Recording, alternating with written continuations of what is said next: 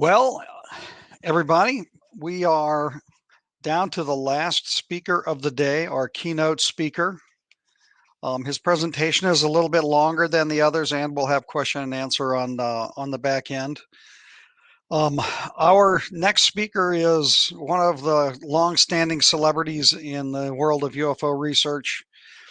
And the cover of his book, Communion, I remember the first time I saw it on a book rack in a grocery store many, many years ago with the alien face on the cover. Just the cover of that book did what Mary was just talking about, where it triggered people to wake up and start remembering a lifetime of experiences with these beings. So before you even open the book up, it was already having a very profound effect on people all over the world. So he is also the author of the book Wolfen, The Hunger, Superstorm. All of these, including Communion, have been made into movies. Superstorm was actually The Day After Tomorrow was the movie title for that book. His Alien Hunter books were made into the Hunters series on the Sci-Fi Channel. He's also the author of many other books, including, in addition to Communion, 2 follow-up books, Transformation and Breakthrough, A New World, is the final book in the series. It covers communicating with the visitors, which he began to do regularly starting in 2015. Fault in Our Stars director Josh Bourne is currently developing a TV series based on Whitley's books and life. He takes a deep dive into the reality of contact as it is developing and will develop in the future. Since 2015, he's experienced some of the deepest and most intense close encounters of his life. They have been revelatory, completely revising his understanding of the world and our visitors and what is going to happen for the next few years. He will lay all of this out as clearly and concisely as he can, revealing a clear path through the dangerous minefield of the human future, which is a world in open contact with the visitors. He will also discuss, frankly, some of the darker materials in the close encounter experience, including the reality of mutilations, what they mean and why they are done, and what we need to do to protect ourselves from predatory entities and encourage relationships with those who are here to teach us and to help us. I am very, very glad to see our next speaker back at this conference again. You are going to love hearing what he has to say. So please join me in welcoming Whitley Strieber. Hi, I'm very glad to be here. I'm going to, just in a moment, go to the video I have prepared. Before I do that, I would like to say that this has certainly been very difficult, but I had so much video to run that I prepared an entire video, and I'm going to run the video so all of the UFO footage and so forth that's in it, you'll be able to see it, all of it. And then afterwards in the Q&A, I'll get into some things that I don't discuss too much in this video, which is the darker side of this, because it does exist. And if you want to discuss it, ask me questions after we finish.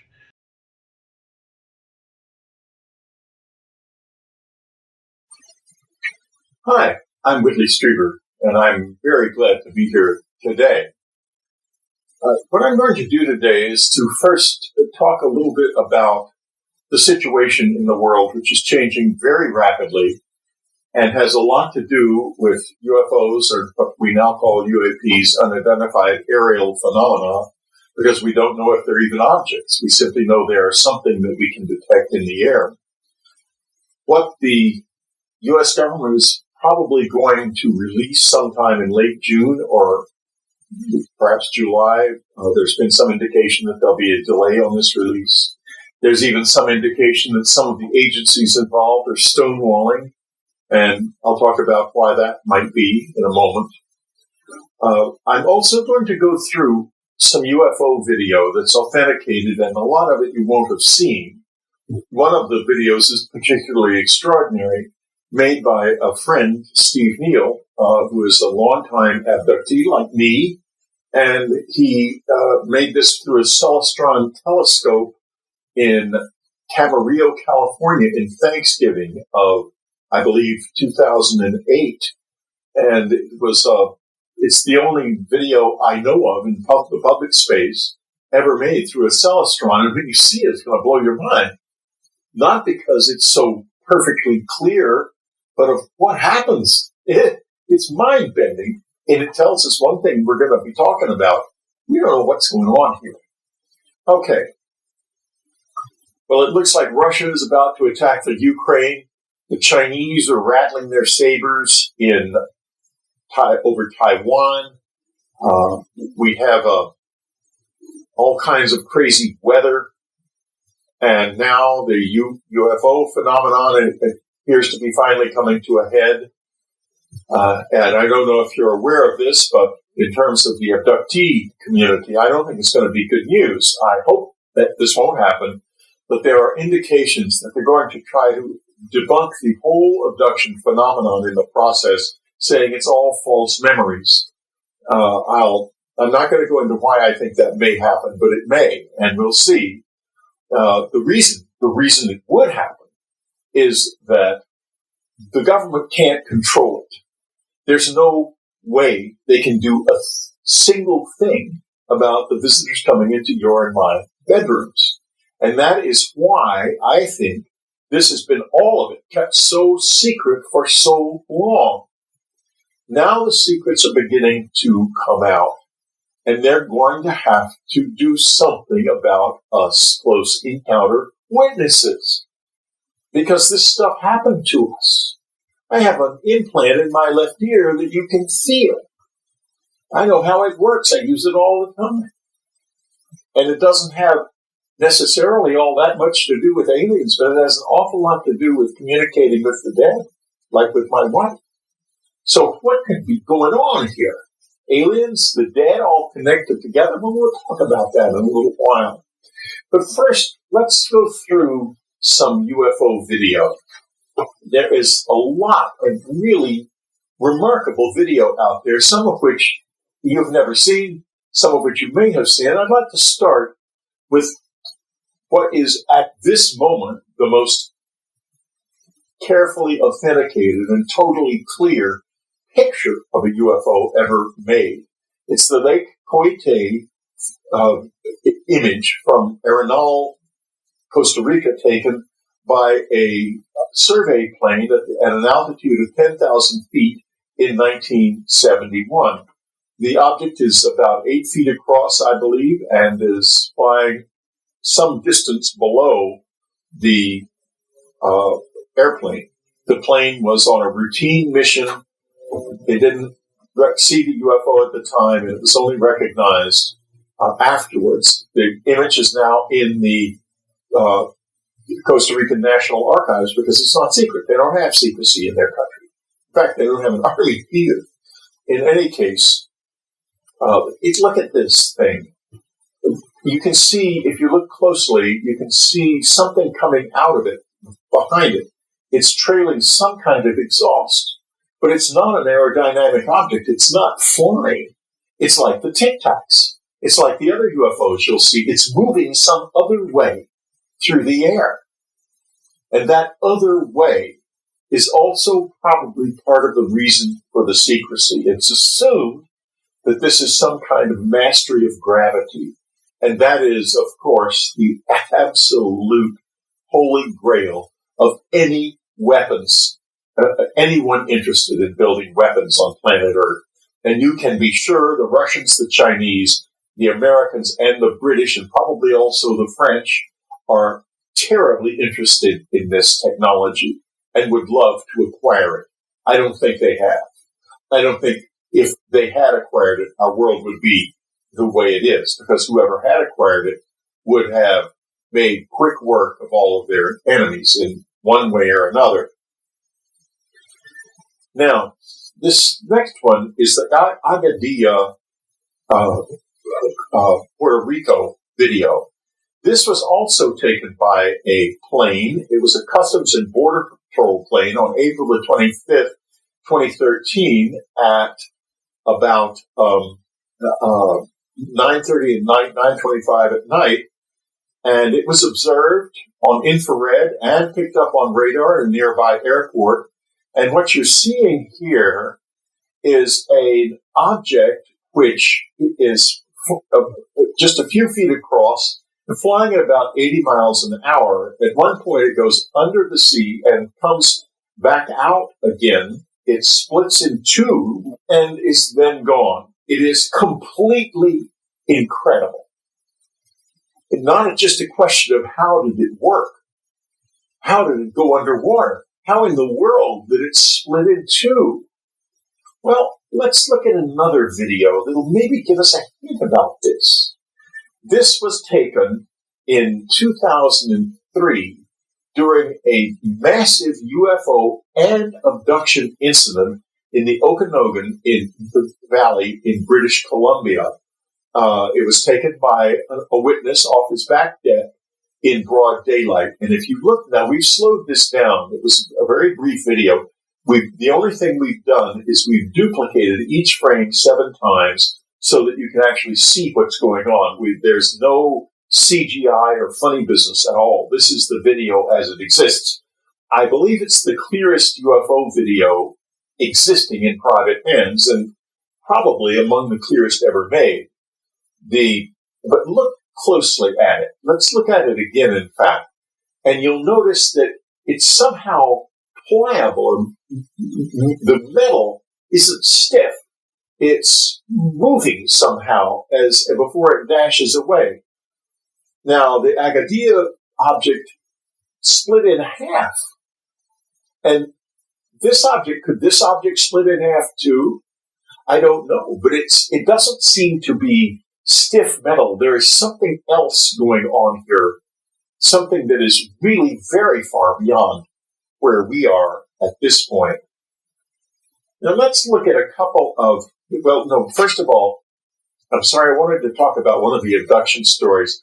It's the story of Karina Sables, Saebels. She wrote a book about her abduction. She appeared on my show Dreamland, which you can, if you subscribe to my site, Unknown Country, you can look her name up and you can listen to the show and read about her, read her story on the site. And you can go to Amazon still to this day and get her book. So Karina, in any case, had an absolutely extraordinary abduction experience in the company of a friend. They were going out on an isolated road to look at the stars. And how many of you who are abductees have had the experience of suddenly having a desire to go out to some isolated place for some unknown reason and finding yourself either with missing time or, in the case of Karina Sables, with physical injuries, as you can see here. So this happened to Karina and her friend, and there were, I believe, other abduction incidents and a whole wave of UFO reports all at the same time. So what was happening? What was happening was that somebody was collecting something. Karina saw in small individuals with glowing green eyes come after her out of the bushes on the roadside, and then had missing time and ended up injured. So it happened. It happened. And when you read these stories that these people are going to be all trying to say, I fear, and I'm not sure of this, but I fear, they're going to be trying to say, oh, it's all nonsense, that these people are deluded. Think about Karina Sables and her injuries, and think about all of the other people whose truth is going to be denied if this happens. I hope it doesn't. Okay, moving on. There's something here that we really don't understand. Look at this video from NASA shuttle mission STS-37. What in the world is that? What is it? it looks like something that is involved somehow in the magnetic field because of all of those shuddering points of material around it. But look how it moves.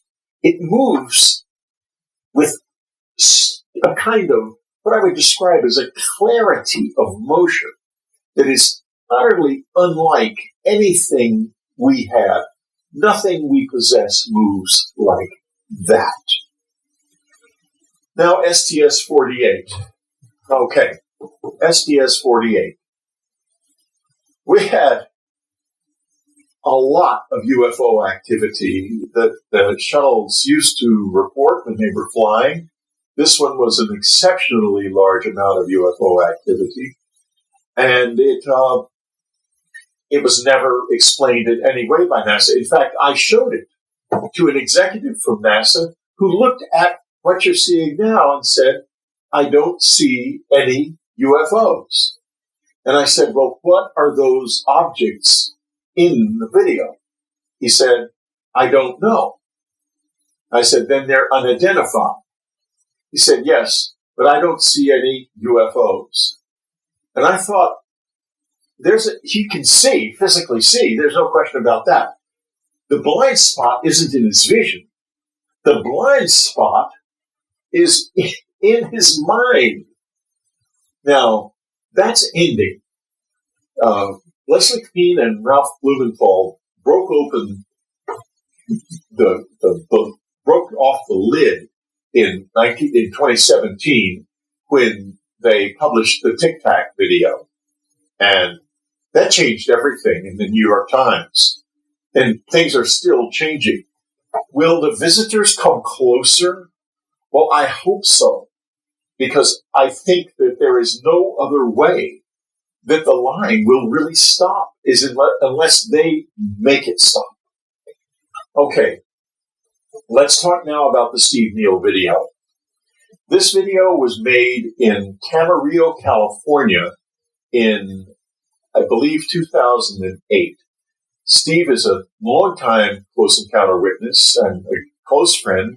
He wrote me and Ann a letter many years ago.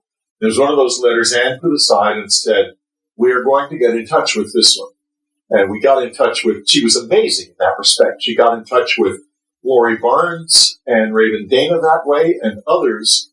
And she would bring them, not Steve Neal, others, but Lori and Raven, she would bring up to our cabin in upstate New York. And the visitors would show up. And not just with one person at a time, but in groups and in individuals. Groups, and you can learn a lot more about them on my website on unknowncountry.com.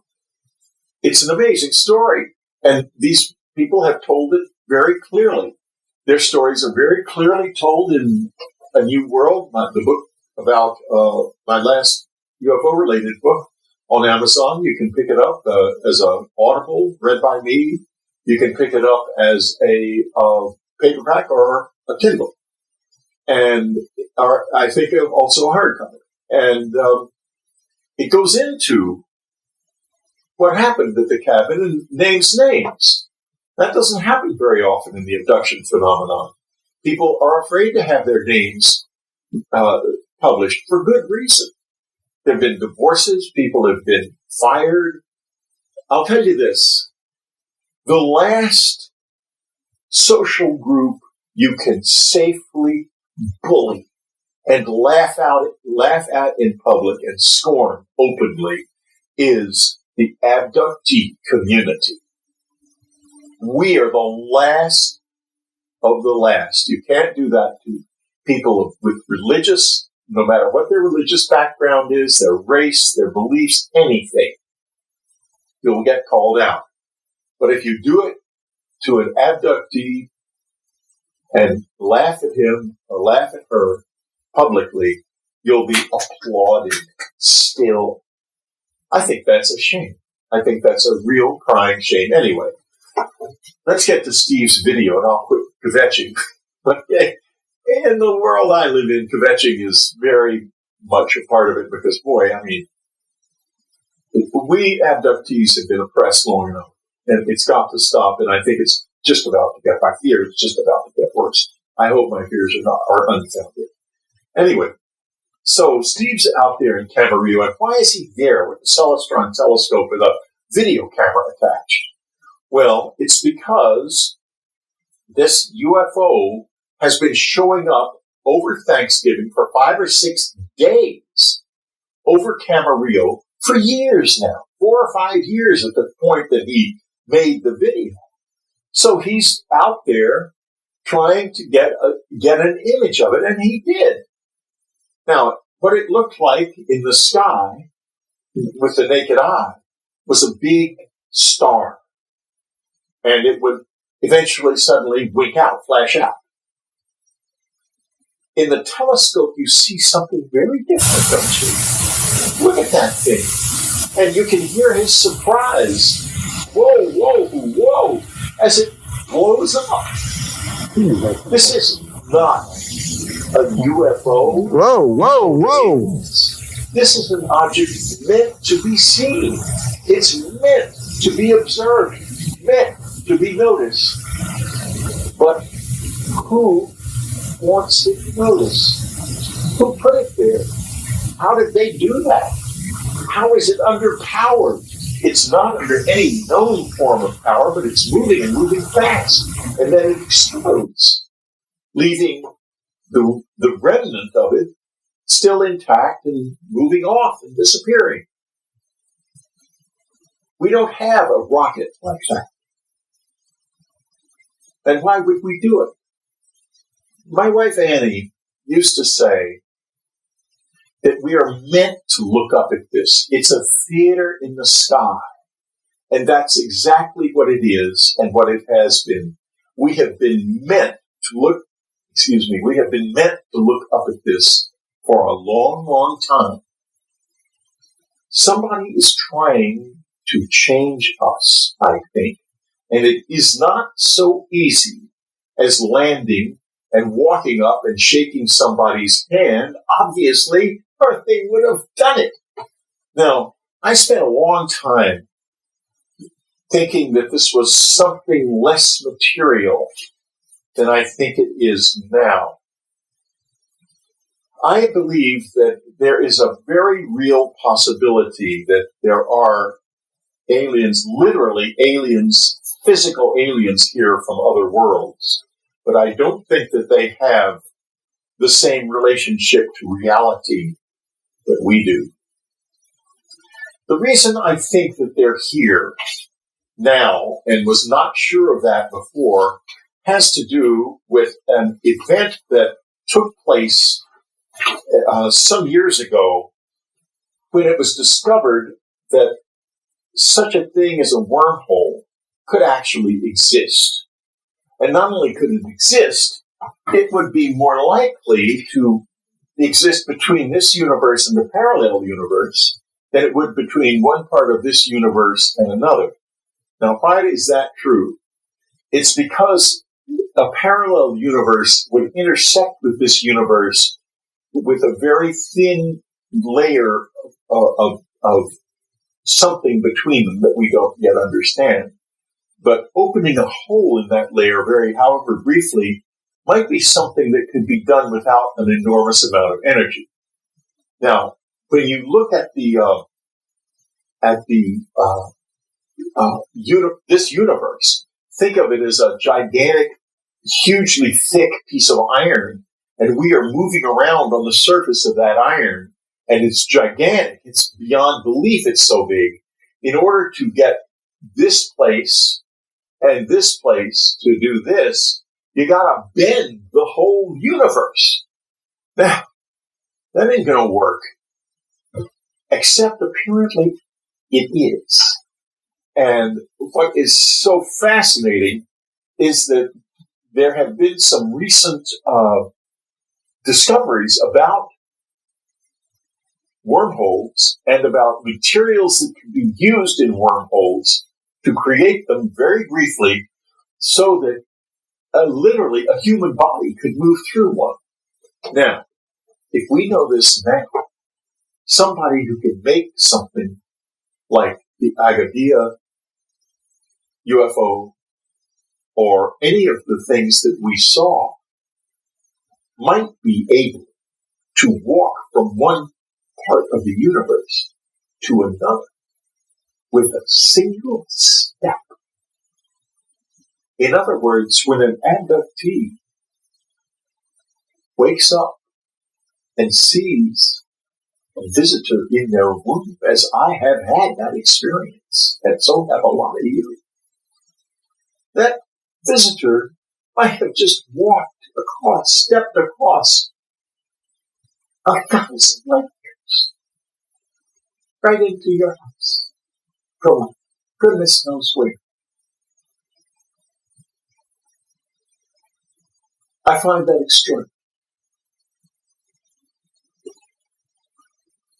At the same time that we are beginning to really take a serious look, and the government is beginning to admit that UFOs are real, and hopefully will not be lying about the abduction phenomenon. Haven't we had enough of that already? There are various efforts being made to find alien civilizations in new and innovative ways. I had Avi Loeb, the former head of the Harvard Department of Astronomy, on Dreamland on my podcast a few weeks ago to talk about Oumuamua, the object that he felt could be a light sail from an alien civilization. And why he thought that, he said, on the show, he said, I predict that this will be found to be a disk, not a long, thin object, as we then believed. And indeed, it did turn out to be a disk. Oumuamua was a disk. Was it an alien's probe of some kind? Well, it was traveling at just under 300,000 miles an hour. Now, that sounds awfully fast, and it is awfully fast on one scale. On another scale, the scale of light years, it is so slow that it is almost an undetectable speed. It would take it tens of thousands of years to reach here from the nearest star. So whoever sent it out did not have wormholes, clearly. Wait, let's talk about it a little bit, because there's some very interesting possibilities here. Back during the Roswell period in the late 40s and early 50s, there was a scientist called John von Neumann, who was allegedly one of the Majestic 12 group, although his family has hotly denied this. I think it might be true. And the reason I think it might be true is that at about that time, he came up with a concept that was then known as a von Neumann machine. And what it was an idea, a sort of thought game. The idea was, how would an alien civilization seed the universe, or seed the galaxy rather, with its own kind? And he conceived of a machine that would contain the entire content of that species in some kind of recorded form that could be reconstituted and planted whenever it found a planet that was congenial to it, a planet where it could live. And he calculated that it would take it about 50,000 years, moving at, I believe, 2/3 of the speed of light to circumnavigate the galaxy. And that it would conceivably be able to populate the galaxy with replicas of itself, of its species, again and again and again. Now, this gets me to a weird experience of my own. Back in 1988, it was before I published Community, so it was February of 1987. The visitors called. I had been sitting on a bench in our little woods behind our cabin in upstate New York where I used to meet them, and imagining in my mind that they would come they would land and they would come, and one of them would sit on the bench beside me and we would talk. And I was very naive at the time, but not that naive, because what happened was, about it just at dawn, just at the moment, time between sunrise and just before sunrise, I heard what sounded like a long, deep trumpet sound from the woods. It woke me right up, and I thought, my God, it's them. Nothing else sounds like that. It was incredibly eerie, that sound. So I jumped out of bed, threw my robe on, it was very cold, threw my slippers on, and went out. I crossed the deck, I went up a little hill, and before me was the woods, naked now because it was winter, filled with snow, and beyond the woods, the little clearing where I had originally been taken up. And in that clearing, there was an object. I could see it pretty clearly, and some dark figures standing near it. And the object was not humming or anything. It was clanking. And it didn't sound too healthy, frankly. But I went closer. I went partway down the path, but then I thought, if I go down there, maybe my wife and son will never see me, and she's going to be left with a little boy. And how will she support him? It'll be 7 years. If I just disappeared, the state will wait 7 years before they declare me dead. In the meantime, she won't get any insurance money.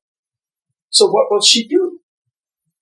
I want my little boy to have a life and to have a wonderful childhood, not 7 years of poverty. And anyway, I was scared. I'll be frank with you. I mean, it takes a lot to scare me, but this was scary. So I decided to go back to the house. And I heard at that moment in my head this rough, tough voice. If anything, it sounded like the voice of a tough old soldier who said, "Come on, come on."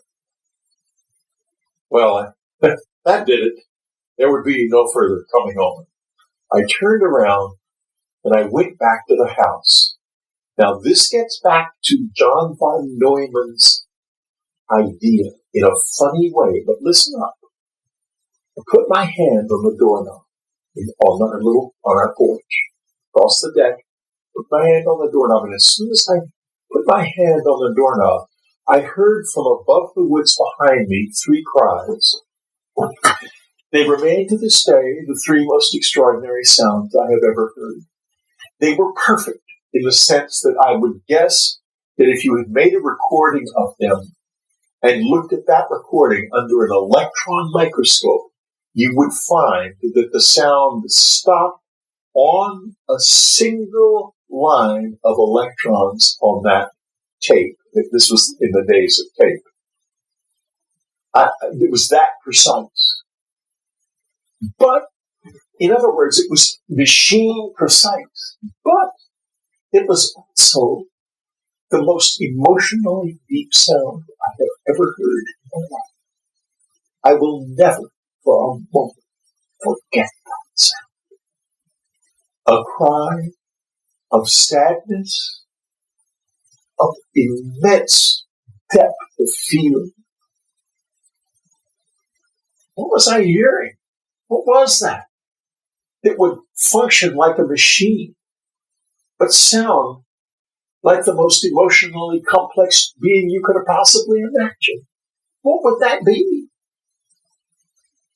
Could it be that someone has made machines that are brighter and more emotionally rich than we are, or can simulate that? I wrote a book called The Key a few years ago. It's available on Amazon. It was published by my dear friend Mitch. Excuse me. I have a lot of allergies, and I apologize for that.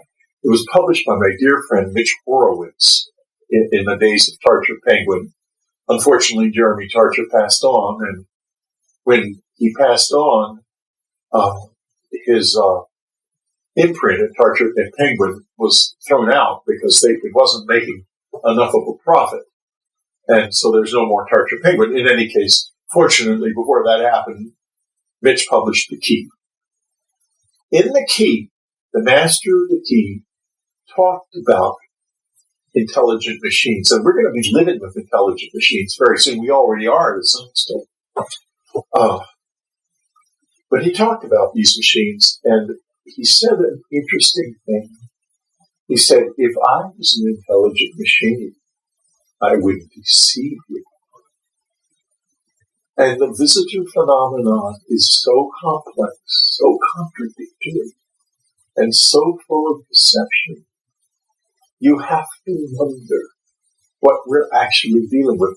Von Neumann theorized that over time, the recorded species would slowly degrade because there would be changes caused by random particles of radiation and other things affecting the device as it moved through space. So maybe what we're dealing with is a very wonderful, but not entirely perfect machine of some kind. Well, goodness, who knows what we may be up against. And now I would like to change subjects a little bit and go from this universe to the possibility of parallel universes. I have seen into and been in a parallel universe. I talk about it extensively in A New World. And I want to just reiterate something, and I say this all the time. I am living what is arguably one of the strangest lives that's ever been lived. I'm living it. And I am no liar. I am also an extremely accurate and capable observer. I don't miss much, and what I see is what is generally there, unless there is something being done to alter my perceptions, which has happened. So I want you to remember that. In the summer of 2019, July, I was on the Pine Ridge Indian Reservation, the Sioux Reservation in Pine Ridge, the Lakota Sioux Reservation here. And one of the poorest places in the United States, by the way. And if you're interested in the plight of the Native American, you can certainly learn a lot about it on the internet, and there are all kinds of ways of helping them if you would like to. And I certainly do. And I like to.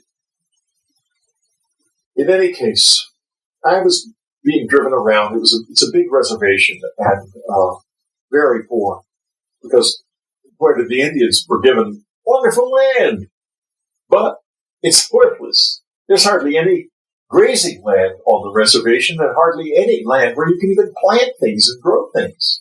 It was done to them on purpose. In any case, we're driving along this long, beautiful highway built by, I guess, the Bureau of Indian Affairs, and being driven along, and there's 3 or 4 people in the car. Some of them had borne witness to what I said I saw, but they didn't see it also.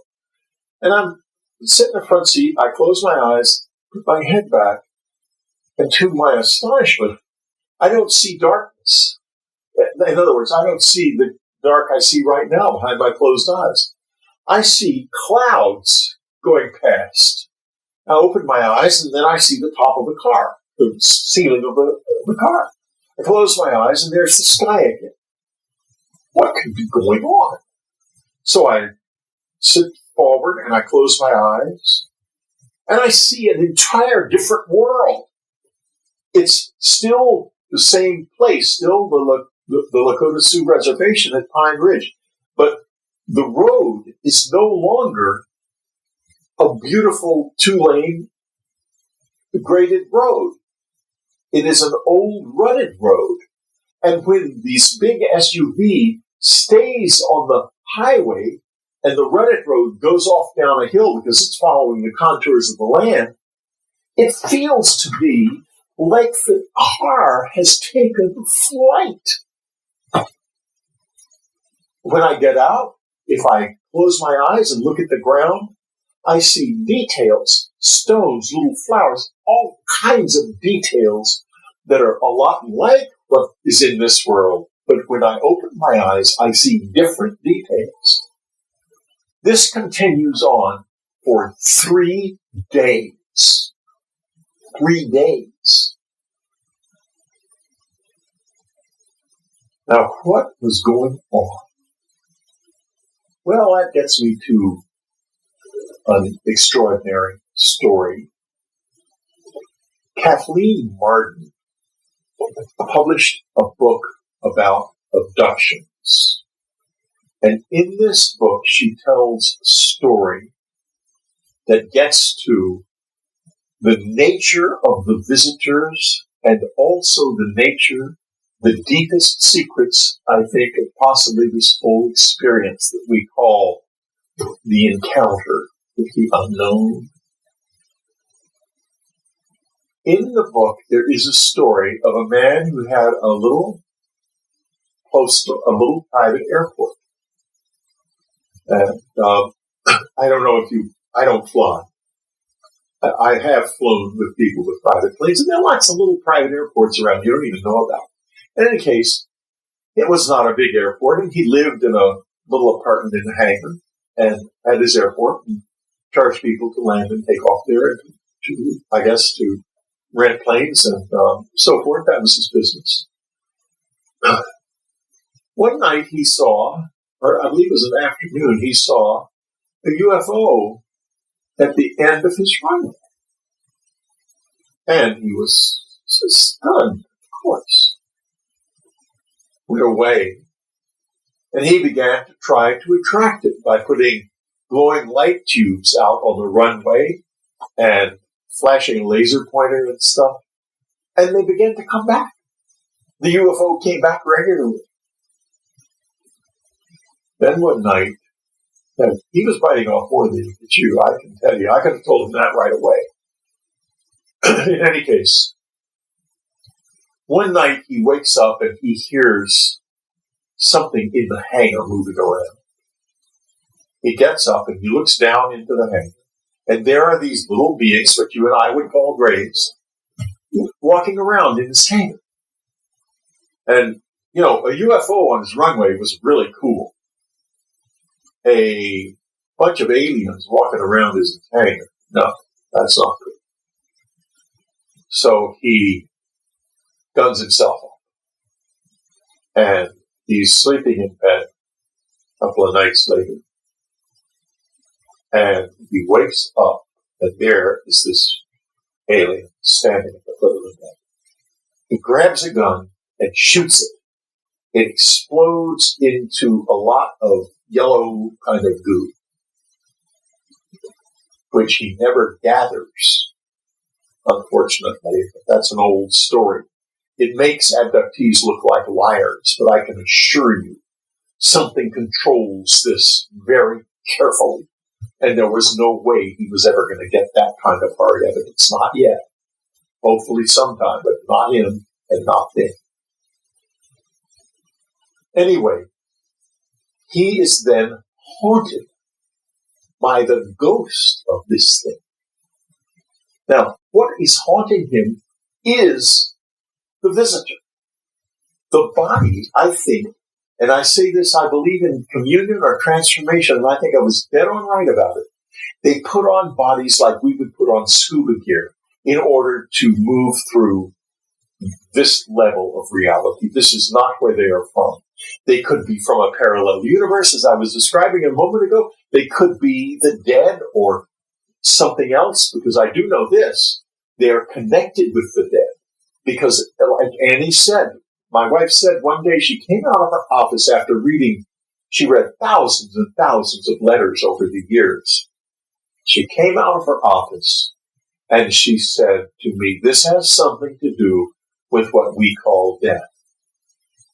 Since then, in 2004, she had a near-death experience. She became an absolute expert on death and dying and on the afterlife. And on the afterlife, the whole experience and the connection between the visitors and the afterlife, all of that. She then passed away in August of 2015. An hour and a half later, she began contacting me, not directly, but through friends. We ended up writing a book together after she died called Afterlife Revolution, which you can also get on Amazon. And it is so powerful, the relationship to this day. You see those two rings?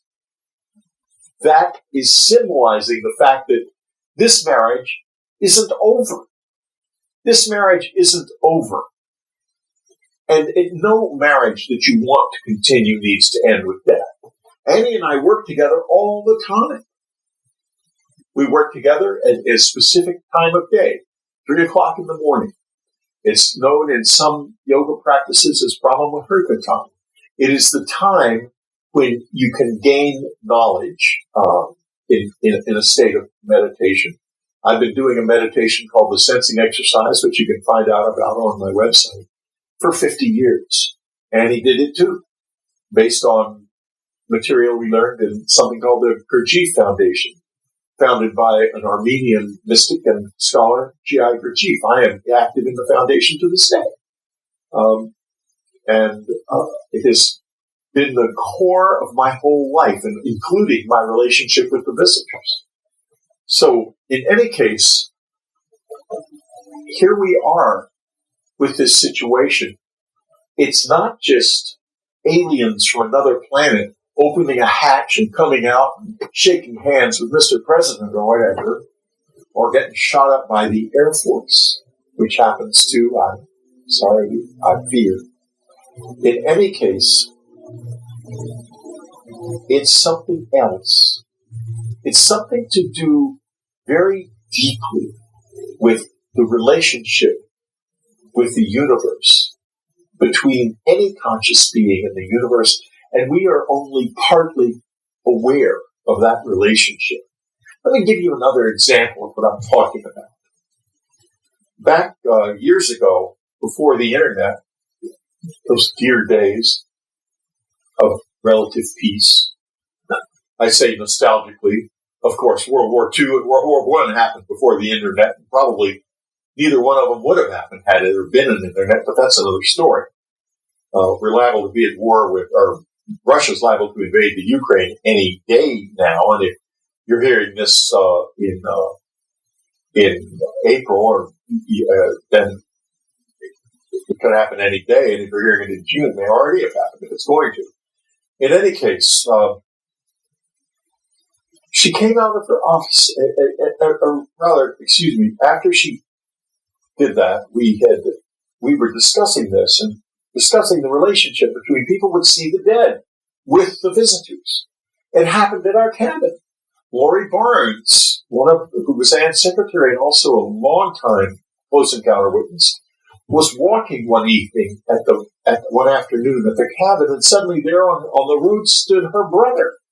Now, this was exciting to her because her brother had been declared dead years ago, and had been missing for 20 years. And she said, "Oh my God, what are you doing here? Come down and meet my friends." And he said, "I'm just here to tell you that I'm all right." And he sort of drifted off into the woods and disappeared. She came down to the cabin, sort of staggering, and told this story. And Anne said to me very quietly, "Whitley, the visitors will be here tonight." And boy, were they ever. They came in through a window. One of them engaged with and touched the hand of Raven Dana, went down the hall into the next bedroom and engaged with Lori Barnes and another lady who were both in that bedroom. There was a low-light camera on that hallway, but we didn't pick anything up. I've been trying to get video of this since a few months after I started writing Communion. It's nothing new, and I've never succeeded. This house is full of cameras. You know what I know? When I know the visitors have showed up here? Because when I get up in the morning and the cameras have mysteriously turned themselves off, that's when I know they were here, even if I don't have any memory of it. because the cameras mysteriously turn themselves off. They're not programmed to do that in any way whatsoever. You have to do it by opening up the software and turning them off. But somebody knows how to do it without doing that.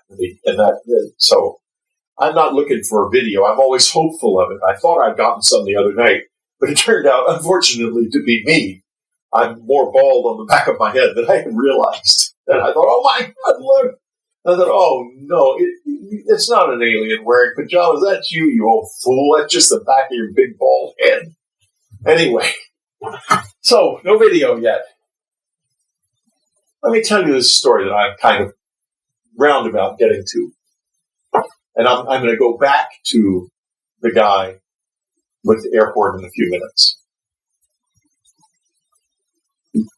We got a call from our agent, William Morris Agency. This is years ago, before the internet. And this agent said, Whitley, there is someone desperately trying to get a hold of you. He says it's urgent, and he must talk to you.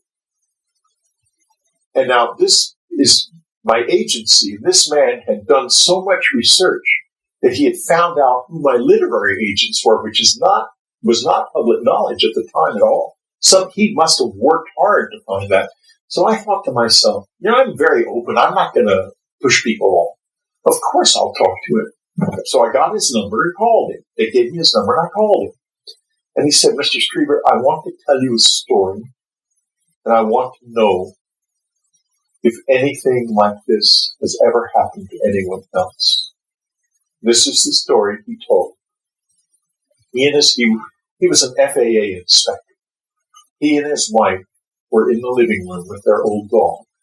Dog was asleep. It was about 11 o'clock at night. And suddenly the dog became incredibly restless and wanted to go back out for a second time. Old dog set in his ways. They were afraid something was wrong with him, but because he never would wake up and want to go out a second time.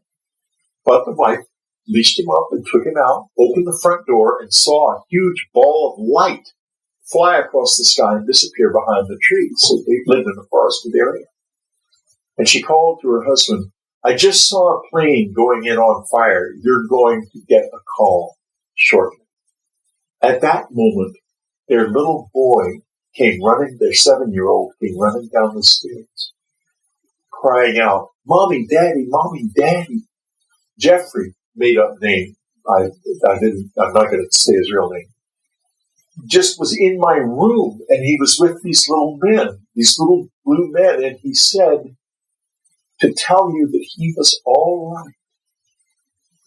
And this guy wanted to know, has anything like that happened to anyone with you? And I could tell him with assurance that it had. Because these strange little blue figures that I call kobolds, and I've written about them many times in my books, are connected somehow with the dead and with the movement of souls, I think. And I could say to him, yes, that does happen. I have other stories of people who have had exactly the same experience that your son did, your child did.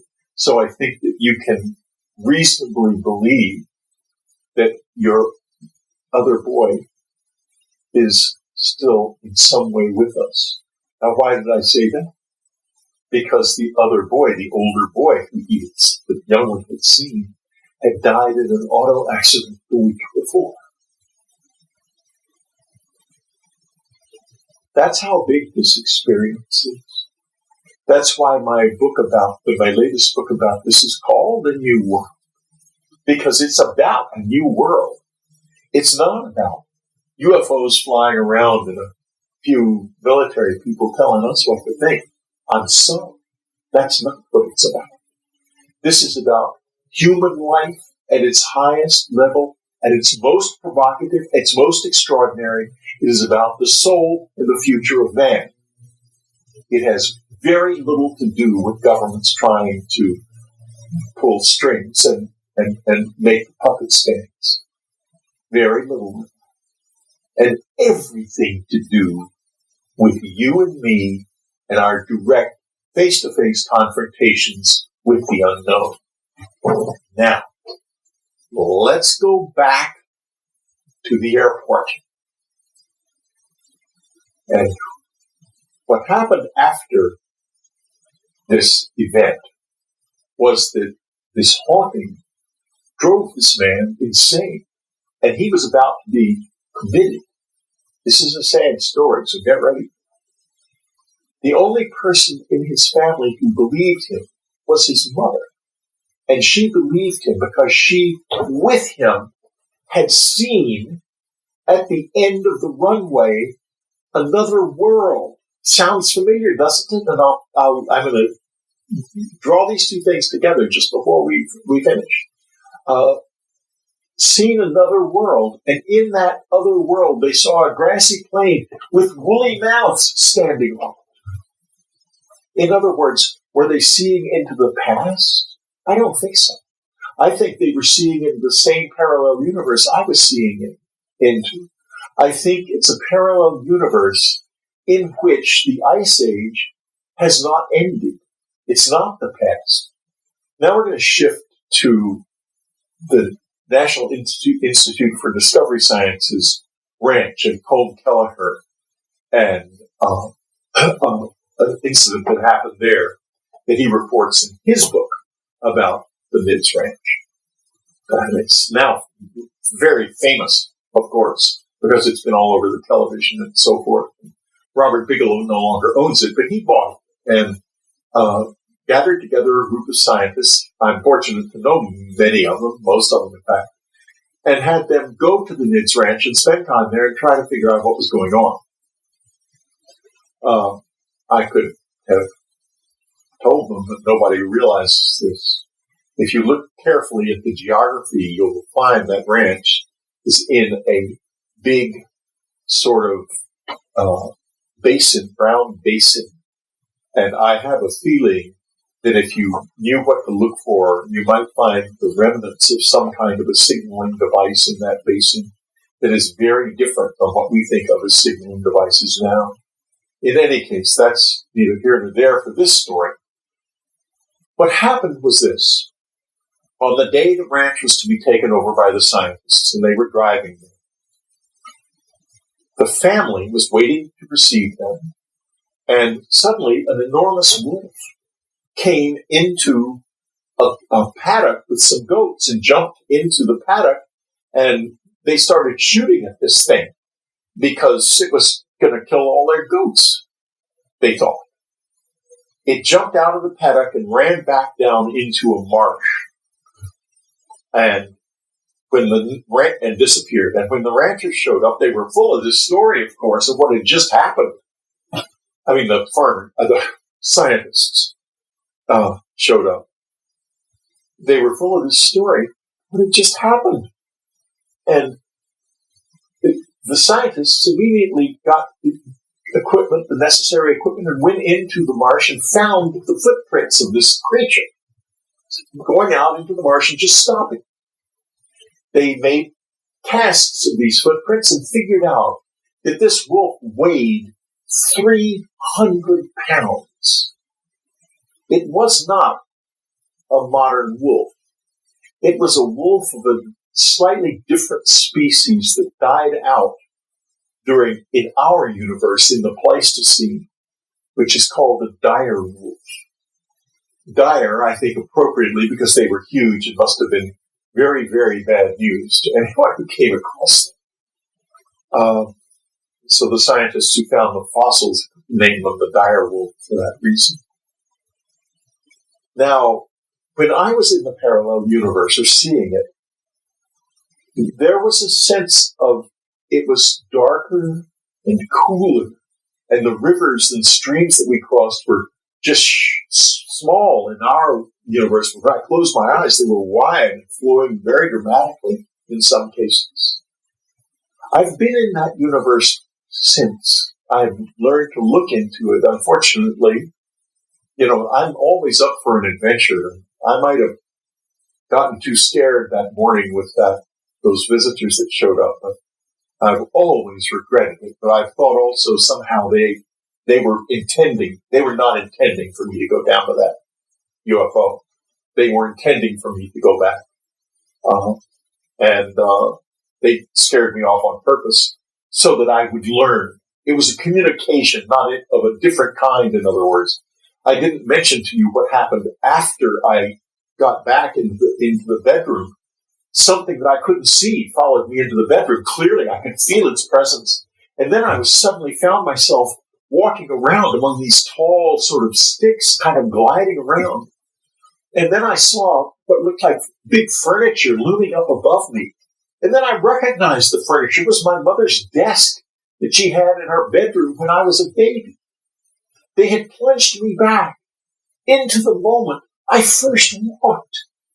And so this was a communication saying, you're still a baby, but you've taken your first steps. In other words, it was an announcement of a success, not a failure. The rest of my life has been taking one step after another. And I'll tell you, you do it too. You engage with this in whatever way you can, through whatever means. It doesn't matter. The visitors are interested in, they're not interested in kind of the official world. They're interested in direct communion with individuals. And it's not necessarily all sweetness and light. Take it from someone who's been there and done that. It can be rough stuff. Is it worth it? Oh, it's worth it. It's worth it.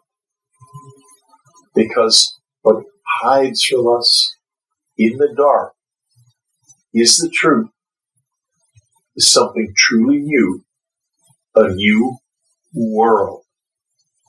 Thank you so much for giving me some time today.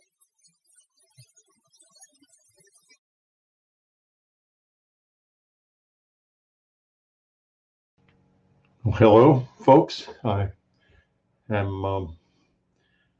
hope you have gotten something out of my talk. I find it a tremendous struggle to do this online, I have to be frank. But nevertheless, I have, I think I communicated as much of it as I could. And I would like to say that I am done with my presentation, and we can move now to the question and answer. Hey, thank you very much, Whitley. Very, very, very interesting stuff as always. Were there topics that you wanted to talk about outside of the video that were not included in there? Like, I don't remember what you mentioned at the beginning. Well, yeah, I think that I would like to talk just briefly about something in A New World, which was that in the book I talk about human mutilations a little bit, and we don't have any proof that that has ever happened, but there is a certain amount of evidence that it has, and I just want to say that as we move ahead with this, we have to understand that this is a very complex experience. And, you know, if you think, we have a tendency to think very monolithically about aliens. In other words, one group is sort of all the same. They're from planet X and they're all the same. But you need to turn this around and look at us. If we were the aliens and we were going to a planet which had never left its solar system like ours, what might they see if we could come and go pretty much freely and easily, which the visitors here apparently can? We would see all kinds we would see missionaries, we would see scientists, we would see serial killers, criminals of various kinds trying to exploit us and exploit our planet. We would see it all. So what I'm saying is here, we're going to see it all. We're going to see it all. And we need to be prepared for that as this experience becomes more and more real. That's it. So I am done. Okay. Well, all right. So I just gave you that invitation because you do have more time if you want to talk, but we can also I didn't know I had more time. I thought I had an hour. I mean, actually, you have an hour and a half, and Oh, then well, question and okay. answer Well, after that. So, fine. Okay. cool. I'll talk a little bit in more detail about that then. I will. I don't have any. I can't illustrate it at all, but who would want to anyway? I'll be more specific. I think that this is about something that most people don't believe in and are taught not to believe in. That's known as the soul. We're soul blind now because we have been living in an increasingly intense material experience for years, and especially since the advent of the Industrial Revolution, parts of the world, the part most of us live in fact, are filled with material objects of all kinds. Just we're awash and to a degree at sea in material objects, and it's going to get a lot more complicated. I just saw today an announcement from Elon Musk that a monkey that they have implanted a microchip in, whose brain they have implanted a microchip in, can now play the video game Pong very well.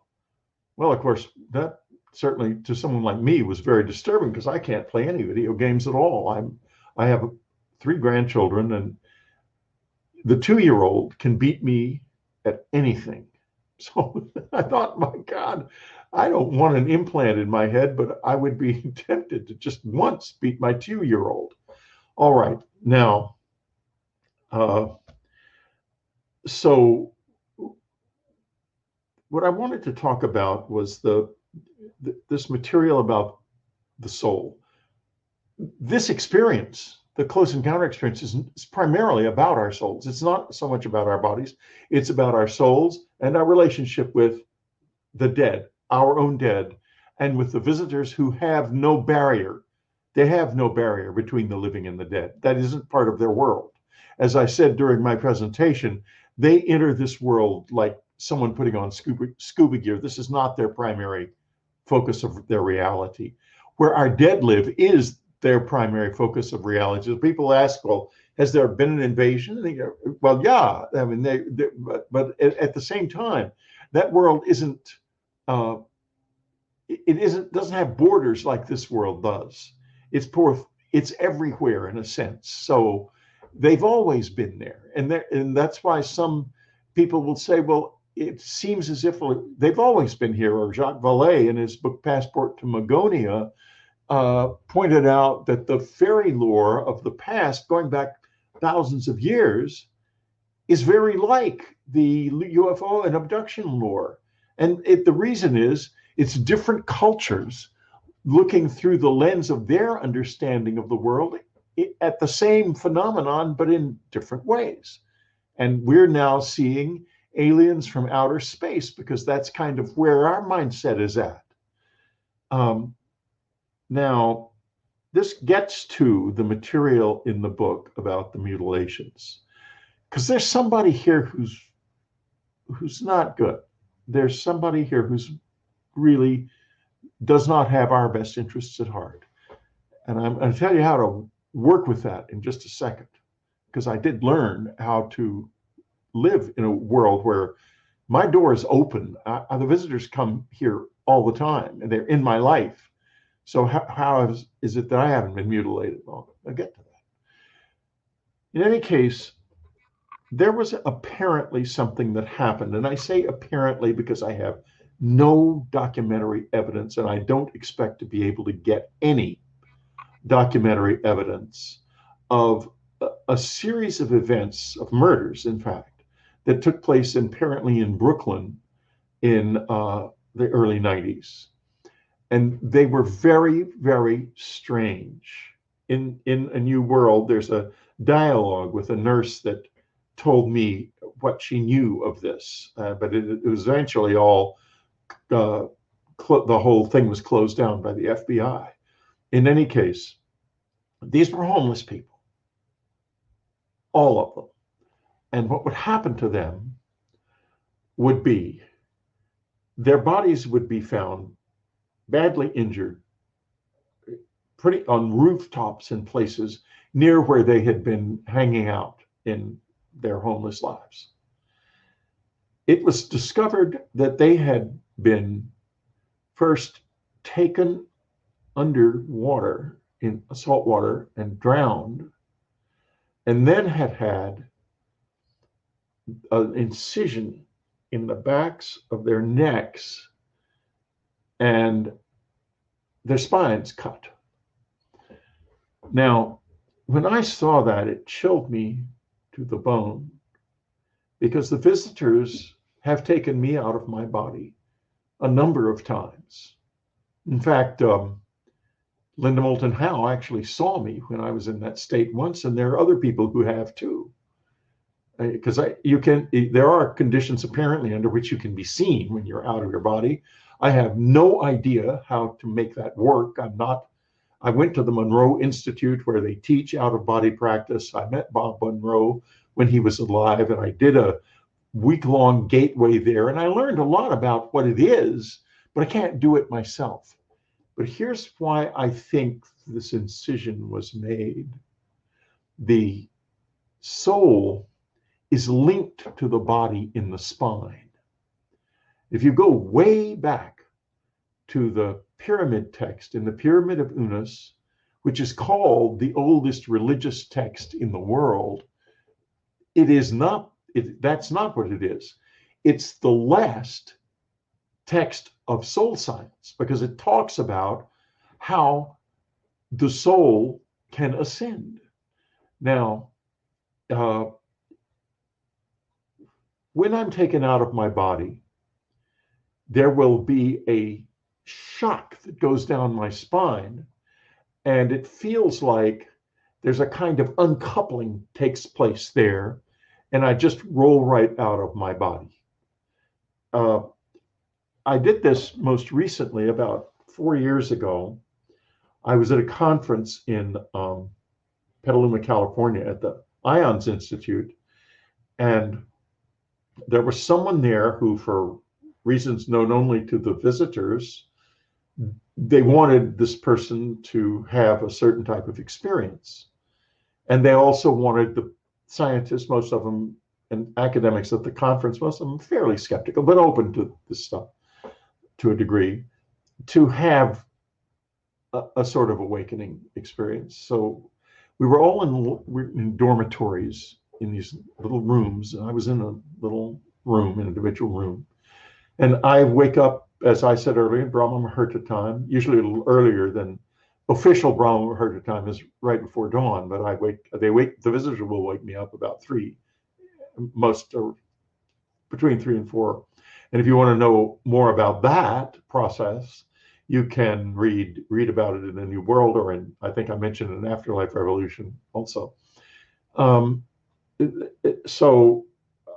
wake me up, or I woke up myself rather about 3 and did the meditation. And I was tired because I'd driven up there, flown up there and driven half the day and spent the afternoon and evening in the conference, and I was sleepy. It's hard to get up. Then at 4 o'clock, there's this shock that goes down my spine. I don't connect it to out-of-body experiences. At that hour, I wasn't certainly expecting it. I hadn't had one in years. And I think, hell, they're waking me up again. I've already done the meditation. Screw this. I'm going back to sleep. I turned over and I found myself in the hall outside of my room. Now it's 4 o'clock in the morning.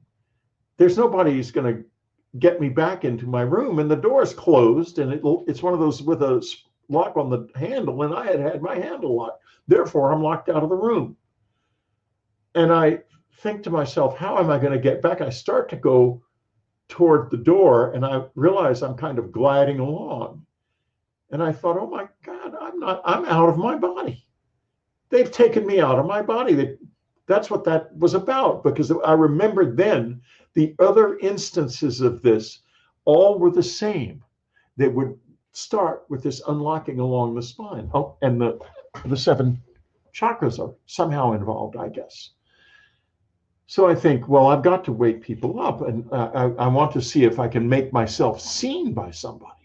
So I go into the room of my dear friend Jeff Kripal, who was there. He's an academic and a co-author with me of a book about my experiences called Supernatural. And I can't wake Jeff up because in that state, you can't do anything. In other words, you can't tap somebody on the shoulder. It ain't going to happen. You can't talk. At least I can't make myself heard or anything. So then I go through the walls, which meant going through a bathroom, which was fine, and then into the next room I found, and there was a woman in there sleeping. And I thought, remembering how upset Linda Moulton Howe had been when she woke up and found me in her bedroom.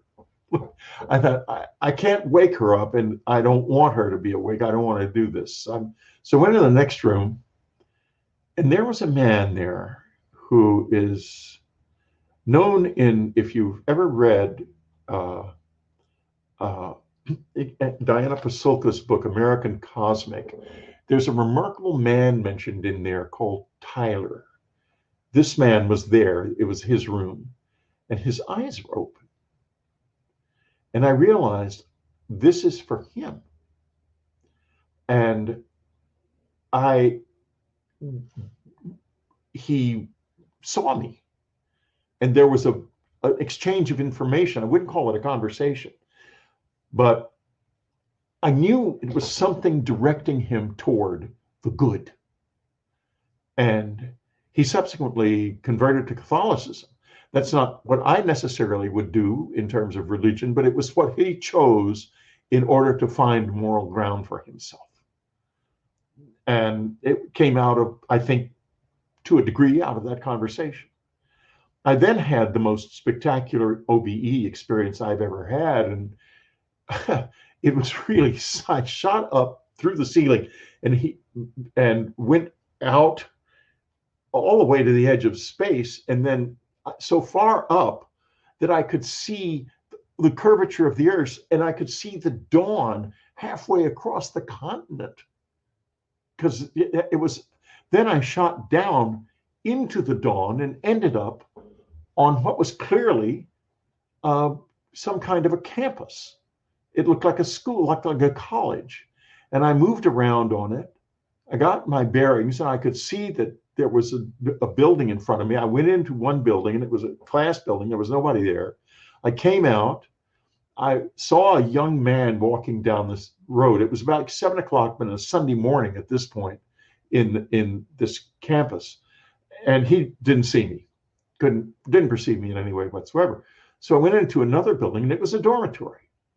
And I went down a hallway, and I could see a room with a big strange object, a door sort of beside it that I thought looked like a giant dulcimer because it had a sort of fluted end to it. I went into that room, and there was a young man sleeping there. He was asleep. I went into another room, and there was nobody in it at all. And I thought to myself, I don't know how far away I am from Petaluma, California, but it's darn far. And I've been out of my body for a while. I think I want to get back. And so just as gently, lovely movement, so pleasant, I moved up into the sky, seeing the campus drift down below me, and went back and was in my body. When I went to breakfast, I was wondering, I wonder if Tyler noticed what happened. Tyler had noticed, all right. He'd seen me, and he'd seen me go out through the ceiling. And he said he had texted his friends, and they were all talking about it when I went into breakfast. And so I described the campus, and two of the people there, Diana Pasulka and a friend of hers, said, "You're describing our campus." It was the University of North Carolina at Wilmington. And I had the extraordinary experience about a year later of traveling to that campus and going into the dormitory that I had first seen in my OBE state, because I was able to describe it precisely enough that they could take me to the right dormitory, and seeing what that was up against that wall, because it was the young man, I guess, who was in the room was still matriculated there, and it was a giant skateboard with a fluted end. I had thought it might be a big dulcimer or something. I couldn't understand what it was in the OBE state. So the soul exists, all right. And I think that those people, when that split was done, their souls were taken. What might be done with souls like that, I don't know. But I would assume it's not something we want done with our souls.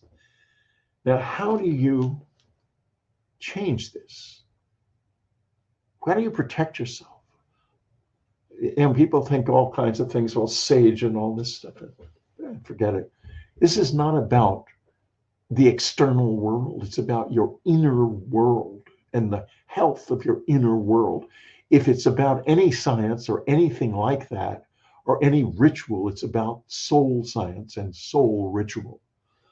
When I first started to engage with the visitors, as I said earlier, it was rough stuff, a lot of it. We had all of the worst experiences you can have engaged in this. That Dave Jacobs talks about lost babies and stuff. And I had that happen. I did not wish to talk about it.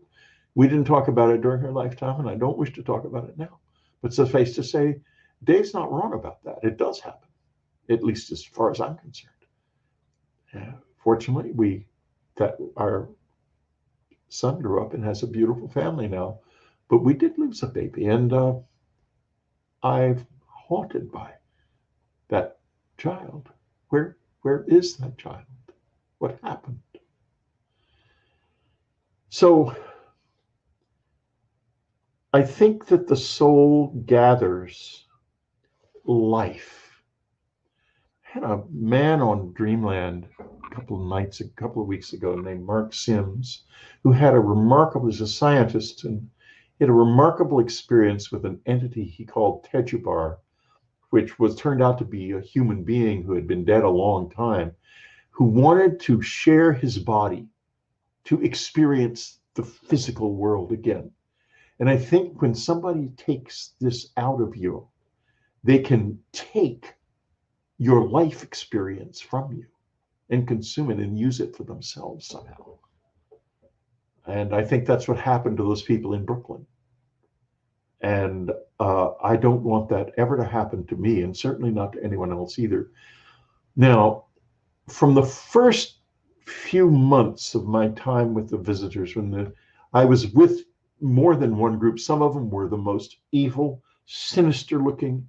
They projected literal waves of evil off of their presence when you were near them. It was awful. Others were not like that. And the others immediately started teaching me deep moral lessons, starting with humility, moving through love, moving over a period of now 30 years through compassion, which is the hardest one. Love, it's not so hard to understand because it's so good to feel. We feel love on many different levels, human beings do. Humility is something us in the Western world don't have enough of, but you can learn. Believe me, the visitors taught me very well. Compassion is a mystery. She solved the mystery after her death, because one of the things that I asked her was about that. What is compassion, Annie? She said simply, each of us is all we have. And when she said that, a kind of shock went through me. And I thought, of course, if I can see the other person the way they see themselves, I'm going to find compassion for them no matter who they are, no matter what I think they've done, no matter how I judge them. I'm like you. I'm like everybody, judge everyone all the time. People I don't like, so forth and so on. But you can always journey to your compassion when you think to yourself, this person is all they have, just like me. Now, as I worked with love, compassion, and humility, my experience with the visitors became much more focused and stronger and totally devoted to living a life on behalf of the good. And those horrible entities disappeared from my experience completely. They're gone. I haven't had an encounter with them in 20 years. And I am saying that this is, if you increase the energy of your soul, the light of your soul, they can't get to you. But these poor people in Brooklyn innocently didn't know that. So that's about all I have to say about the dark side. If you don't want the dark side in your life, it's up to you. Oh, I will say this. I have another book I wrote, again with Annie, and called Jesus, A New Vision, which is up on Amazon now. You can get it in paperback or in Kindle, or like all of my recent books, Afterlife Revolution, New World, and Jesus, The New Vision. You can get it as an audiobook. I read them myself. Now, what it is about is an entirely new vision of Jesus and his message. It does not buy into the idea that he was a god. What it does do is buy into the idea that we all have a journey down the same path that he taught, the path of the Beatitudes. You take that path, and I can assure you the dark side is not going to follow you. And in fact, if you take the path in almost any moral journey, any coherent moral journey, the dark side will disappear in your behind you. Get thee behind me, Satan. It's so true. But you have to do it. You have to do the work. Love, compassion, humility, and a new world. Now I think we are finished, and I'm glad I had the extra half hour. Hi. Hi. Yeah, I apologize for you not knowing that, but it's I'm so difficult. glad that you. I'm awful at this kind of thing. I'm not made for video at all. I'm a very face-to-face person, and I feel like I'm talking to myself. It's ghastly. I can hardly wait to get back to normal life. Yeah, I'm with you. I'm a very face-to-face guy. I with my job, I was forced into the virtual reality, a year ago, and so I've kind of gotten used to it. But the problem is you'll see that I'm never looking anybody in the eye because I'm always looking other places on the screen. It feels really weird to like look at the camera, and if you're ever, as you know, when you're doing like TV or radio, there's someone to look at. There's a cameraman, there's a person back there, and that Yeah. I always find that helpful, and not just looking at some tiny little black spot at the top of the computer, and then also seeing yourself down here. Yeah, It's like, yeah. Because I don't know about you, Whitley, but I hate watching video of myself giving a presentation. Yeah, me too. I sit there and I go, oh my God, what did I do? I twitched? And it just, I'm way too critical of myself. So I don't like seeing myself giving a presentation. Exactly the same way, Crawford. Exactly the same way. Yeah. So anyway, fascinating stuff. And the dark side, nobody wants to talk about it. It's horrible.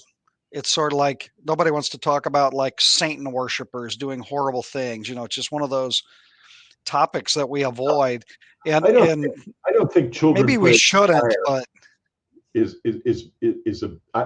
think things like Satan worship is just so silly. There, all of that stuff trying. I know people who try to practice black magic, and all they do is make themselves sick with various potions and stuff. Surprised anyway. I think that's all stupid superstition. But I do think that if you invite the dark side, you just might be noticed by someone, and I don't think you're necessarily going to be able to get rid of them once they are onto you. So I definitely wouldn't play with. Yeah.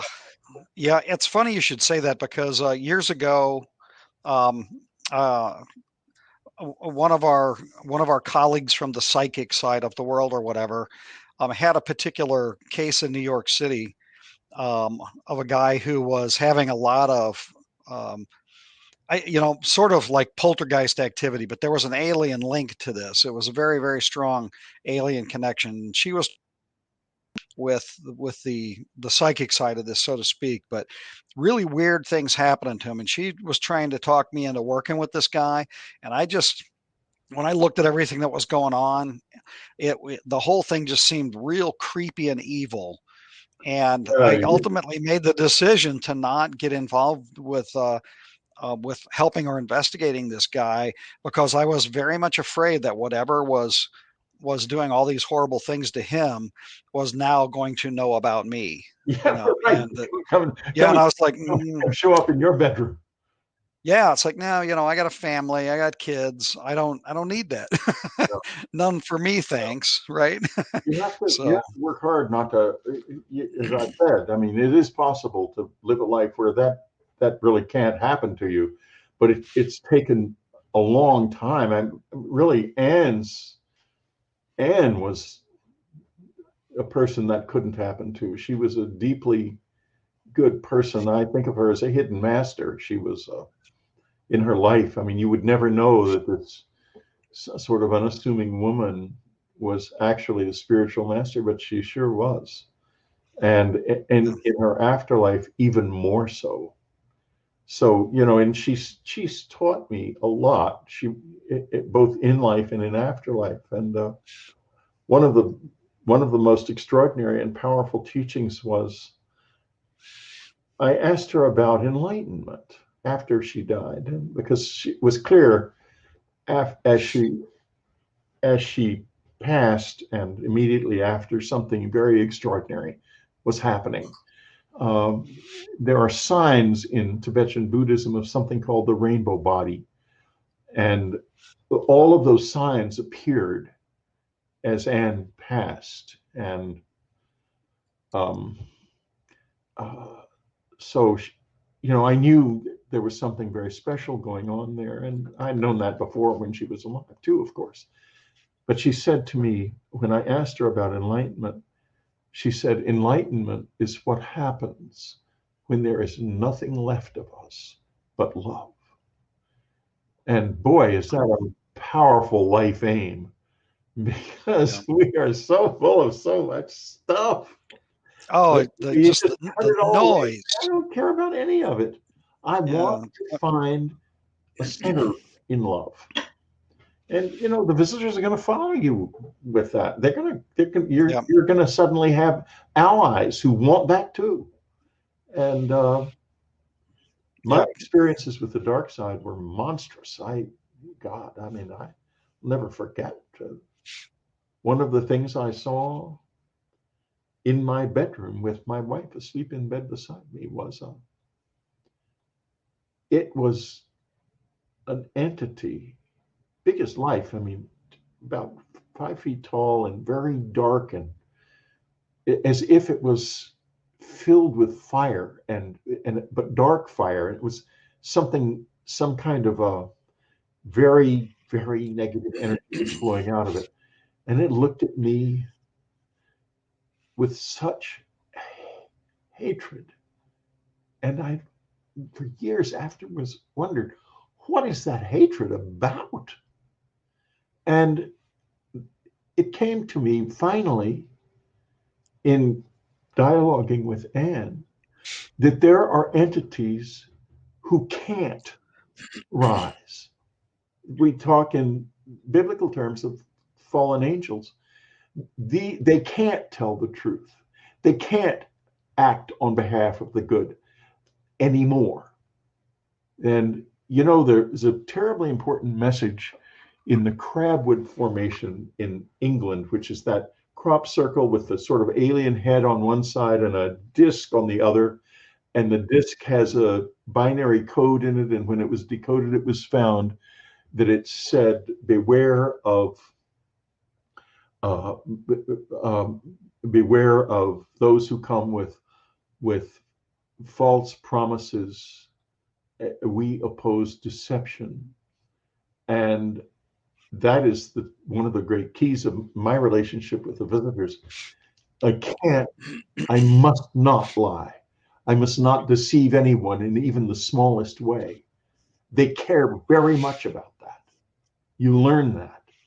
And when you work hard not to be a deceiver, and it's so easy because in a thing like this, you might be deceiving people without understanding that you are.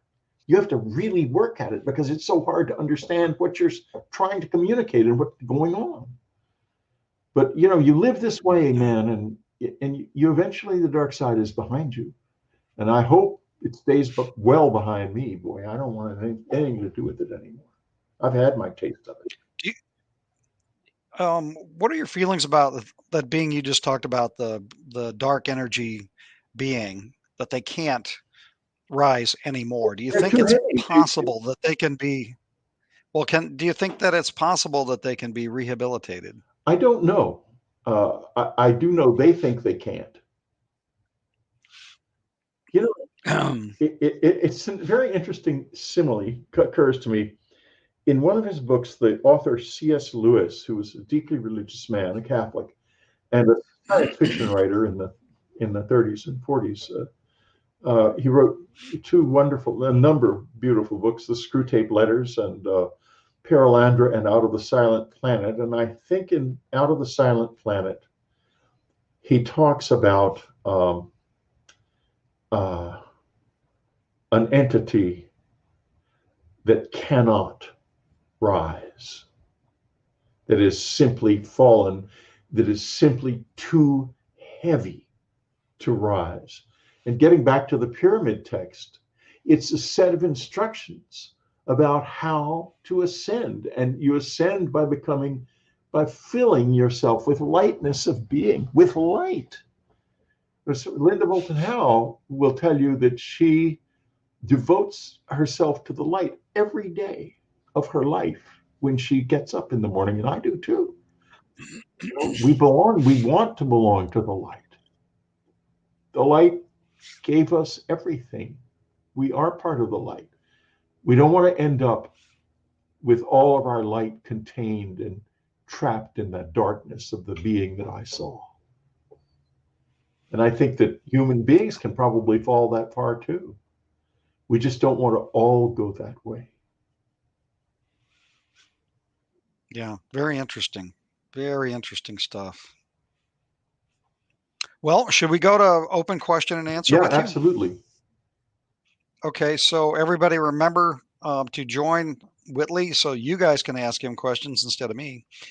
Is go over here and click on the sessions button on the left, and then click on his banner in the sessions, and it'll take you to Q&A. And you guys are welcome to text questions, or you can ask to be joined with audio and or video, and ask him whatever you want to know.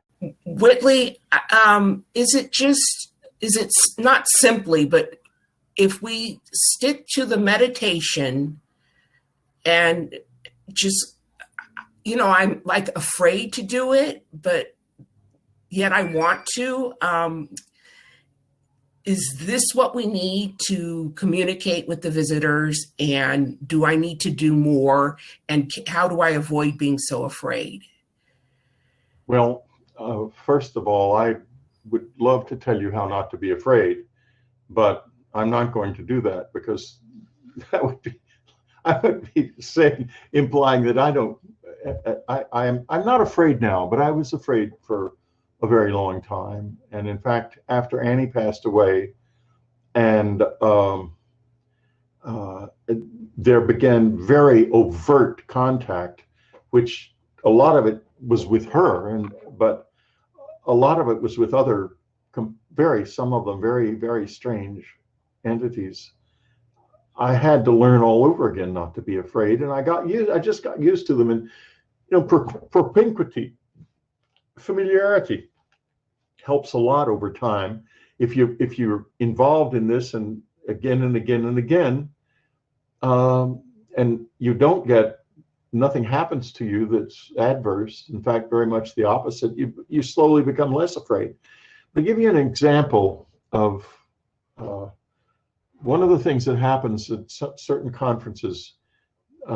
When people, I go to conferences at the Esalen Institute in upstate Northern California every year or two, and it's a fairly big conference, but it's all held in a relatively small building, and so everyone doubles up. You have to have 2 people to every room, and there's always quite a thing about being in the room with me, and the reason is that the visitors will often show up, and anyone in that room is going to experience them too. So in any case, the last time I was there and the visitors showed up, it was my friend Jeff Kripal, who I mentioned in my presentation, was in the room. And what happened was, the room it's a beautiful house, and it overlooks the Pacific. And this particular room is right on the edge, literally, or a bluff overlooking the ocean with a little deck. It's gorgeous. I'd love to live there, in fact. So I'm sleeping next to the window, and he's over in the other side of the room. And the reason for that is I know they're going to show up in a place like that physically. They would not miss, because it's isolated.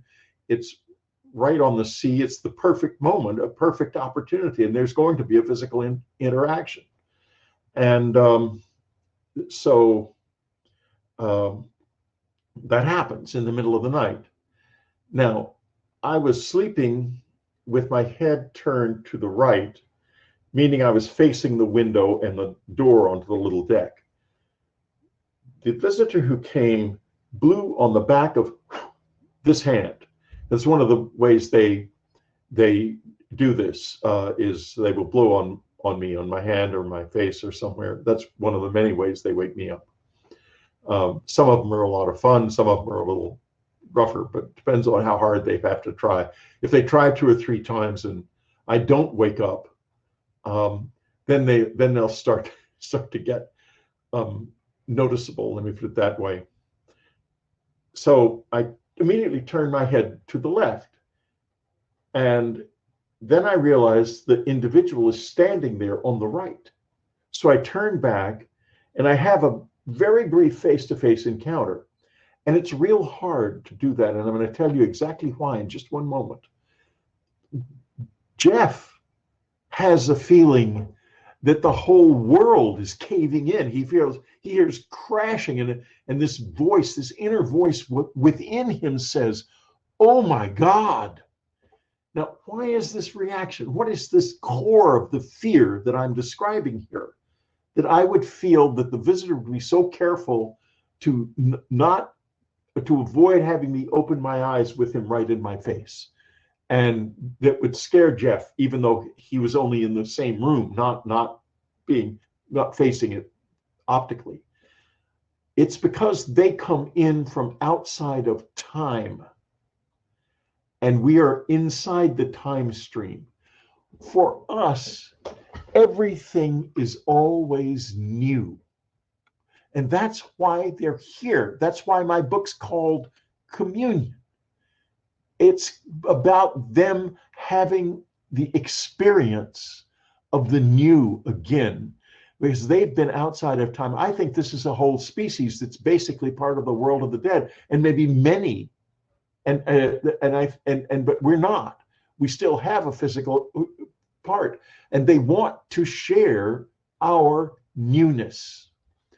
And what is the reason this is frightening to us is that if we get too close to the timeless state, then our whole reason for living is ended. And you would know your future. And if you knew your future, you would have no further reason to be alive, but you would still be kind of ticking over, moving through your life like a kind of biological robot. And it would ruin this precious existence. And we worked hard to get here. Every single one of us did. I know that. This is a wonderful, precious experience, and a lot want to share it. Good, bad, and ugly, and beautiful.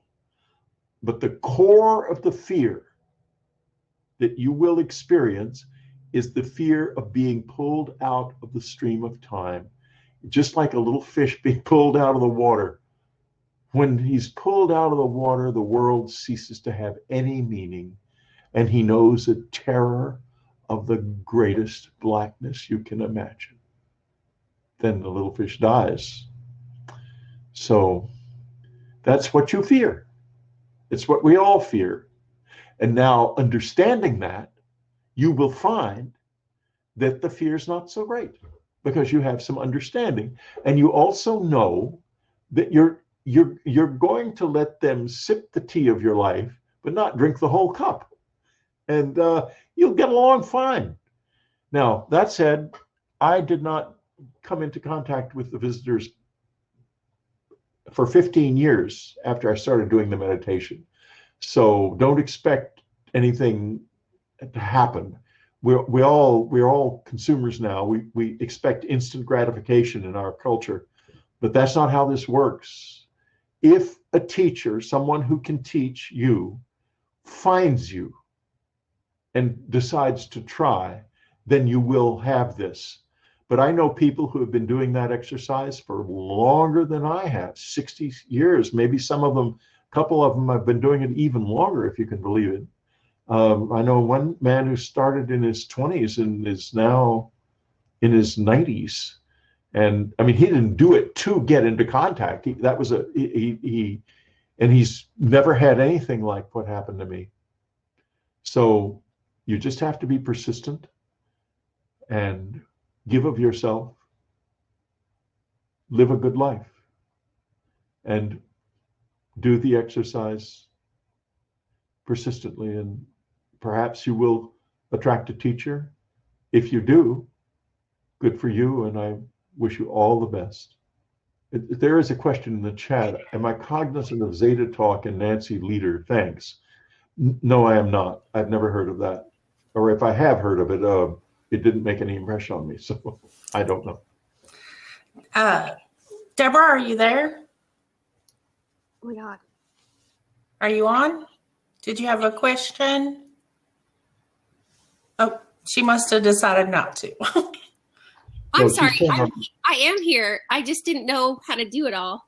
But I was just wondering what you thought of the concept of we are all one. I had that come through to me in a QHHT session, like over and over and over again. And then I didn't know with the dark entities if there was a way to help them reach the light, or what you felt about like how we're all connected. Thank you. I think that whether there is a way for them to reach the light or not is not for us to know. I think they think there isn't. But I believe that if we have an opportunity to try, we should do so. I don't think I necessarily understand what to do, except to live for the good and to try to bring the light into my own being. And, the more you do that, the more it becomes clear that each one of us is a sort of an incident in a much greater consciousness. We are not alone at all, not at all. We are very much part of a community, and finding that community it's necessary to really get past all of our identifications and the political issues of the day that inflame us and all of that stuff, because that community has nothing to do with the life of the world as it unfolds on a day-to-day basis, and everything to do with what in Ecclesiastes is called the long home, the long shadow of the soul stretching back across time, which is who we really are. And being there, that's where you want to be, I think. Okay, next question. Hi, Whitley. Hi, Jessica. So my question deals with the use of psychic mediums in doing this sort of work. I've certainly heard of psychic mediums having contact with the dead. Often the dead come through them quite eagerly in their sessions. But I've not so much heard of other entities, whether they be what we refer to as aliens or others, using that method to communicate with human beings, and have definitely not heard of it happening all at once. Can you speak at all to the use of psychic mediums for the connection that you're making between our dead and the entities that you call the visitors? Well, I share with you I know many mediums, and I have enormous respect for psychic mediums. Anne was she knew quite a few mediums, and was remarkably capable of telling who was a good one and who wasn't.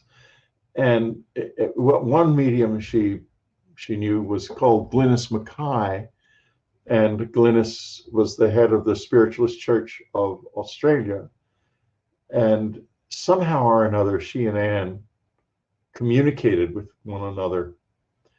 And Glynis's mediumship started with a close encounter experience, and she was healed of she was dying of cancer and was healed by what we would call aliens.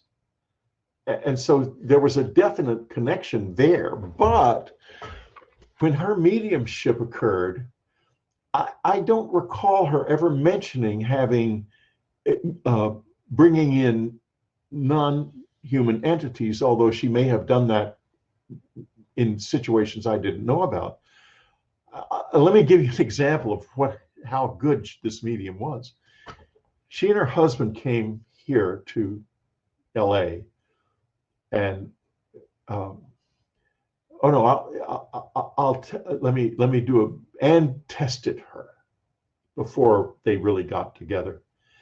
She got some hair from our hairdresser, from some of his personal hair cut off at his shop, and put it in an envelope and sent it to Glynis, saying, "Tell me what you get when you touch this hair," without anything about where it came from, anything.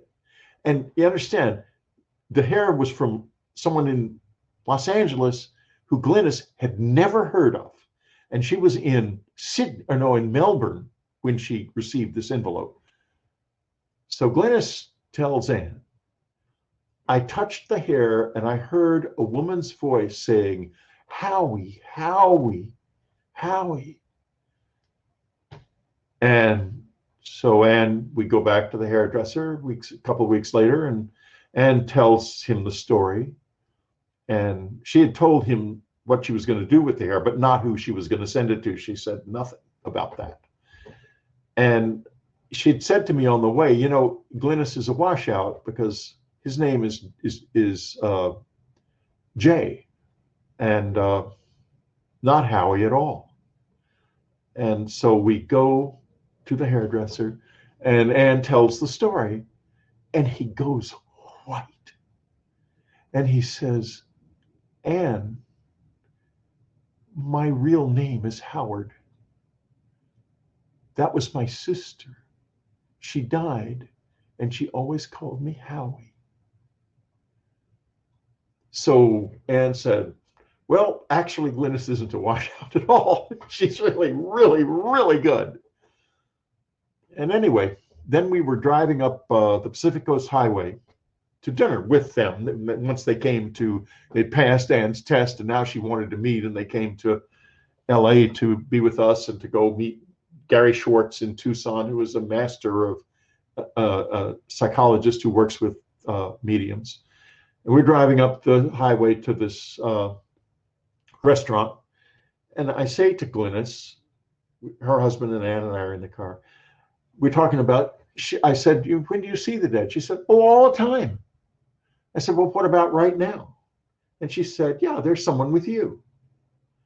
And I said, okay, here's another test. I thought to myself, tell me more. And she said, well, he's sitting at a piano. No, now he's holding up a violin and playing a violin. He says his name is Milton. And one of the boys who lived across the street from me, an older boy, was named Milton. He was a pianist and a violinist and became eventually the first violin with the San Antonio Symphony. And it was his playing of the Beethoven violin concerto in the evenings in his bedroom, which would echo out across the whole neighborhood, that gave me the love of classical music. And she even named him, but never aliens. And I think it's because they must be on a kind of a different wavelength. That's all I can say. I wish Glynis, I haven't been able to, I don't know if Glynis is even still on this side, and I'm no psychic, so I can't tell you. But I wish I could ask her this question, frankly. And a question here, was I referring to the sensing practice a la Gurdjieff? Yes.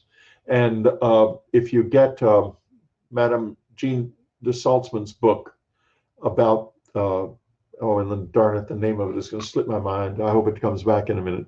It will describe the sensing exercise very eloquently. And Mr. Nyland's work, of course, yes, you obviously know something about the Gurdjieff work, and it's very much a part of my life. I am. It's not draining at all. I do the sensing exercise with the visitors at 1 o'clock in the afternoon, at 11 o'clock at night, and at about 3 o'clock in the morning, every night, every single morning. And how do I feel? I feel great. I'm not tired. I am.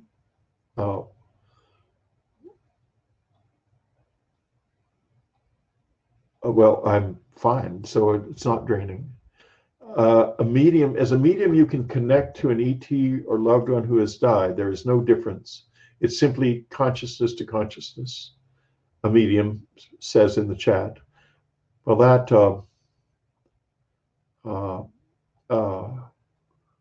it makes sense to me. It makes sense to me. Okay, Whitley, we have one more question and then we're done for the night, okay? Okay.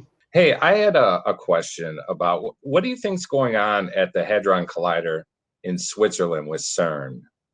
Do you think that possibly they're opening gates and there's forces coming through that they do not truly understand, which in turn enter our realm? Well, I don't. There has been an attempt at that Large Hadron Collider to detect parallel universes. And I had thought that that might cause some unexpected reactions. And the reason is this: what I referred to earlier as seeing into that parallel universe was one of the maybe the peak experience of my life. It was so weird because it bled off to other people. I was at the Wounded Knee Memorial and looking down at the graves. And this man kept walking up to me and stepping back and walking up and stepping back. And he finally said to me, Mr. Strieber, something very strange is happening when I stand near you. And I look down, I can see inside the graves. I can see into the ground and see the bones when I'm standing beside you. And I'm wondering, do you see that? And I said, no, I do not see that. But it was, whatever it was sort of catching, I guess, in a way. But when I came home, I began to work to, as I just briefly referred to this in the talk, work to see into the parallel universe in very intense states of meditation. And I found I could do that, and in certain places. And it helped to be like on the edge of a river. Near flowing water, for some reason, seemed to be helpful. And I was doing it, and I could see into this other world.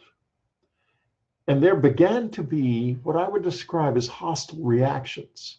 I only once saw people. I saw 3 women waving at me. And, but there were things that happened that are too diffuse to really put your finger on. But I think someone knew I was going in doing this, and they didn't like it. They did not like it. They did not want me monkeying around with this. Now, if that's the case, and they are looking for parallel universes at the Large Hadron Collider, yeah, it's possible someone is going to come out and spank them, because they sure did me. So, okay, I think that's the end of my answer to that question. All right. Whitley, thank you again so much for the very, very intense and interesting look into your experiences in this phenomenon. I'm so glad to see you again, and I hope we get to hang out in person one of these days soon. So everybody, sweet dreams. I'm pretty sure you're going to dream about alien stuff tonight. At least I hope so. Yeah. You got to be careful what television show you watch right before you go to bed, but you guys don't have a chance to have normal dreams tonight. So enjoy. And leave him with one word. Yes. My wife says, have joy. That was her Yes. catchphrase. That is a fabulous way to end the day. Thank you so much. Tell her thank you for all of us. And we will see you all back here at 8:30 in the morning. First speaker starts at 9. So have a nice evening.